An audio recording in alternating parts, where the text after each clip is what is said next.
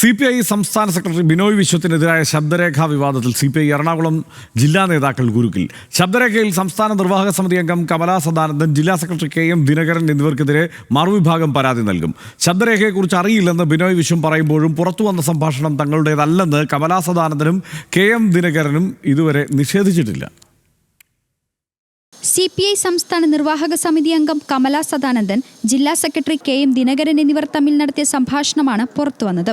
സംസ്ഥാന secretary Binoy Viswam, CPI Ernakulam ജില്ലയിലെ ഒരു വിഭാഗം നേതാക്കൾ എന്നിവരെ കുറ്റപ്പെടുത്തി ഇരുവരും സംസാരിക്കുന്നതാണ് പുറത്തുവന്ന ശബ്ദരേഖ.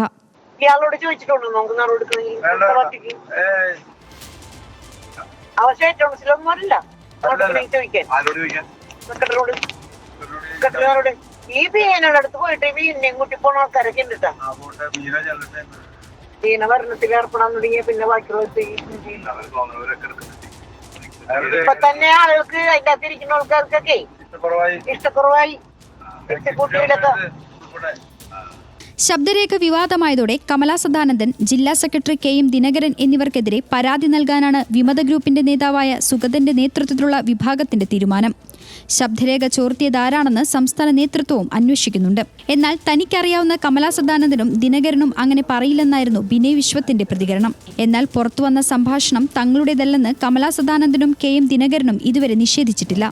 ശബ്ദരേഖയ്ക്ക് മറുപടി പറയേണ്ട ആവശ്യമില്ലെന്നാണ് മുതിർന്ന നേതാവ് C ദിവാകരന്റെ പ്രതികരണം. അങ്ങനെയൊരു ശബ്ദരേഖ കേട്ടിട്ടില്ല. ഇതൊക്കെ സമ്മേളന കാലത്തുണ്ടാകുന്ന ചെറിയ ചെറിയ കാര്യങ്ങളൊന്നും ദിവാകരൻ. ശബ്ദരേഖയ്ക്കൊന്നും മറുപടി പറയേണ്ട കാര്യമൊന്നും ഞങ്ങൾക്ക് ആർക്കുമില്ല. ശബ്ദരേഖ ശബ്ദമായിട്ടൊക്കെ പോയിക്കൊള്ളൂ. ആരാണ് പരാതി? ആർക്ക് പരാതിയൊന്നുമില്ലല്ലോ.